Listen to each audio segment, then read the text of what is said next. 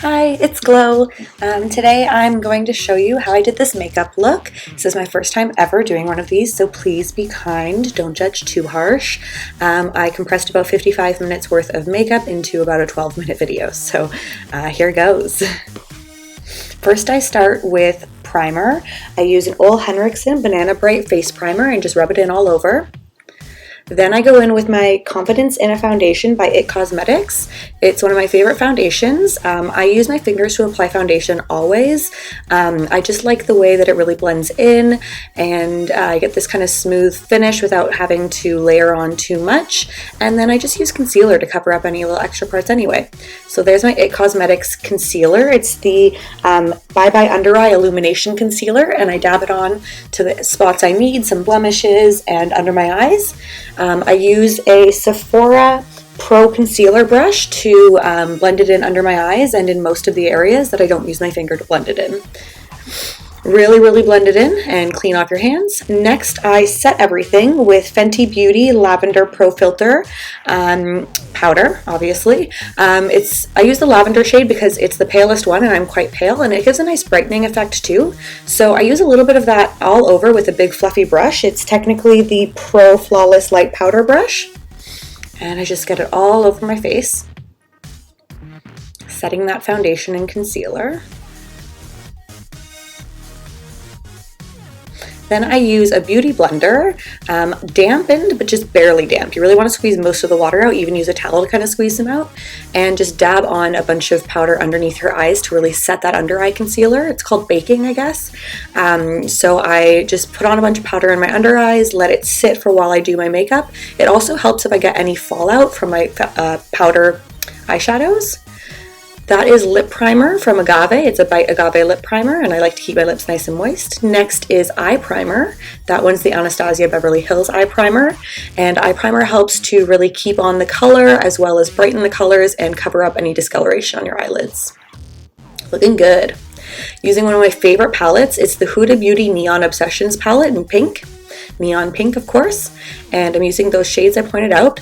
My first brush that I'm using is the Pro Airbrush Crease Brush, and I use that for a light lavender color or lilac, whatever you want to call it. It's a light purple, and I put that all over, focusing on the upper crease, but really putting it all over the lids. You can see I really blended in a lot. You've really got to blend your colors, especially when you get high quality colors like this. You want to make sure you blend because they're very pigmented.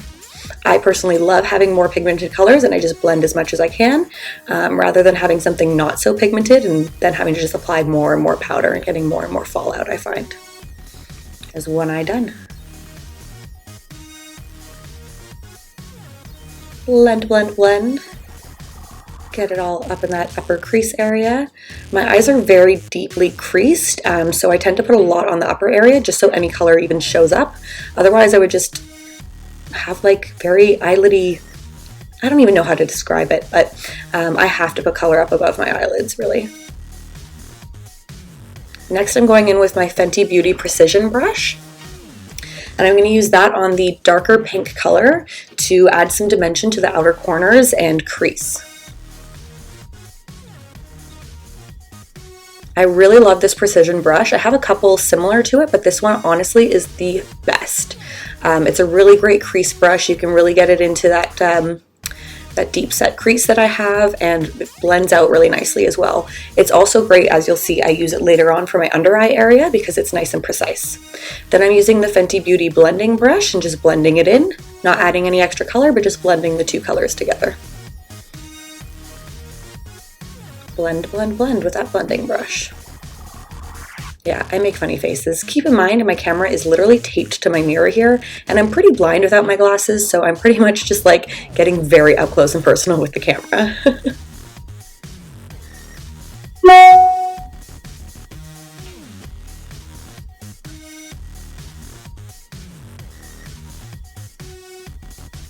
So next I'm using the Pro Airbrush Shadow Brush. It's a pretty dense shadow brush, and I use this one for my sparkly shimmery shades, and even then you'll notice I go in with my fingers after to really get intense pigmentation of those colors. When it comes to shimmery glittery shades, I personally think the best way to apply them is with your finger. Really just rub your finger in there and just kind of dab it and rub it on, because that's how you get the best payoff for the glitter and sparkle, in my personal opinion. And I mean, you see how sparkly my looks are. You'll see what I mean. See, finger time. Going in with the lighter of the two sort of shimmery purpley shades. I'm using that one on the more inner lid. And as you can see, when I apply it with my finger, you really get that shimmery, glittery payoff. And then I'm going in with the same shade that I used the brush for, just adding a little bit more with my finger.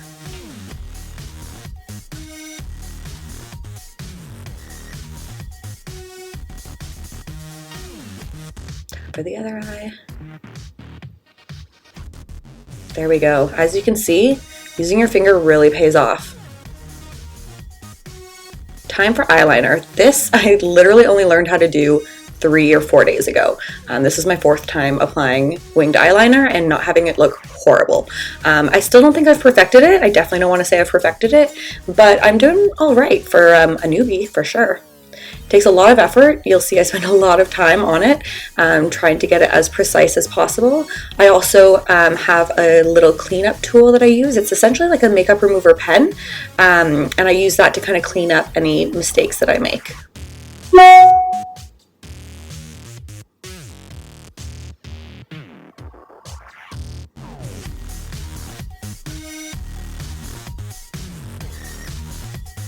The tape really helps. Absolutely. I still touch up a bit after I take the tape off, as you can see, but the tape honestly is the biggest help.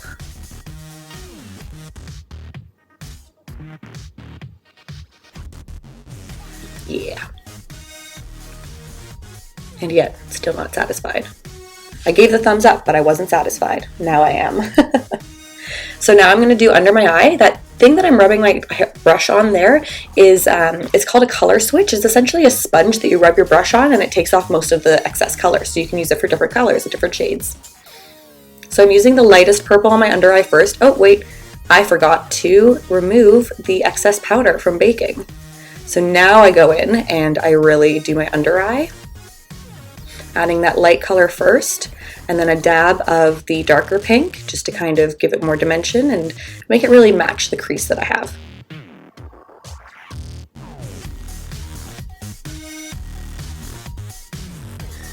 There we go. Now I'm using my pinky finger to add a little bit of shimmer to the underside. It doesn't show up that much, but that's okay. I don't need a ton on the underside. Clean it up a bit and voila. Now it's time for my face. I'm using Hula Light Bronzer.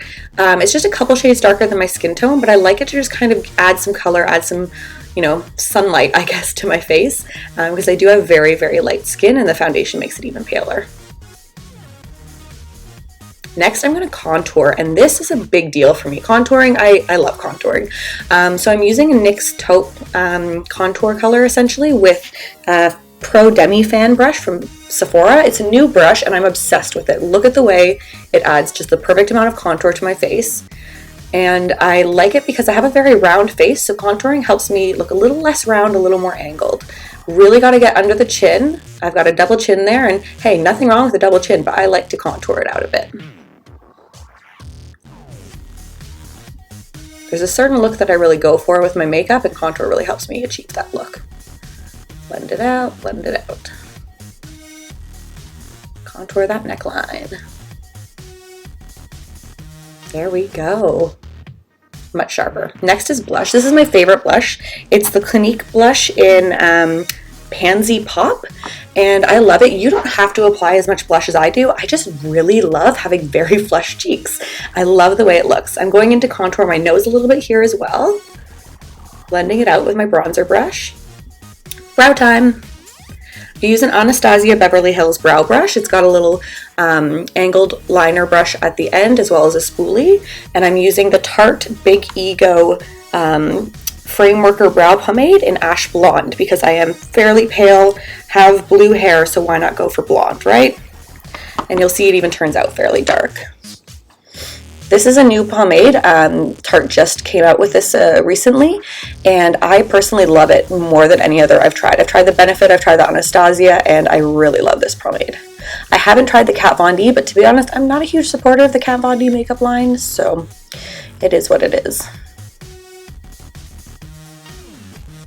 You want to really like be precise with the brush, so you need a good brow brush in my opinion, something really tiny, really fine and strong as well. You don't want it too flimsy because then it'll just go all over the place, but with a strong brush you can really make precise strokes.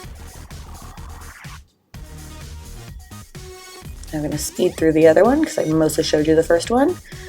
And then we get to the most important part of brows in my opinion. You want to use the spoolie to blend it out a little bit right at the inner corners, so that it blends in and doesn't look like you have this chonky caterpillar look. And then this is what people call carving out the brows. When I think of carving, I think of snowboarding, but hey, it is what it is. You line it with a concealer, usually a brightening concealer, and then just blend that out so that you have a nice sharp look to your brows. I'd say it works. Carved and ready. Next, I'm using just a little powder from Ciate London. It's a marbled metals powder, and I'm using it on my inner eye and my brow bone for a little bit of highlight.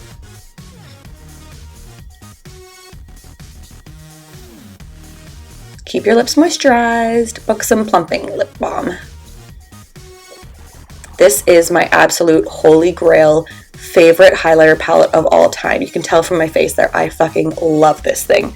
My favorite shade is in there, and it's the light pink shade, or the iridescent pink shade. Yeah, just look at that. I'm applying it with my Sephora Pro sculpting brush. I normally apply it with a Fenty highlight brush, but I forgot it in my room when I was doing this. So I used what I had, but I actually really like how this turned out. Setting spray. Always do setting spray before the mascara, or else your mascara might sort of rub off onto your bottom. Yes, mascara time. I use the Roller Lash mascara, and now I'm just going to do my hair with Whiskey Fix Hair Fix from Drybar. It's like a nice pomade paste, and I just mess up my hair. Fun fact, it's actually hard for me to get my hair to look as messy and tousled as I want it to.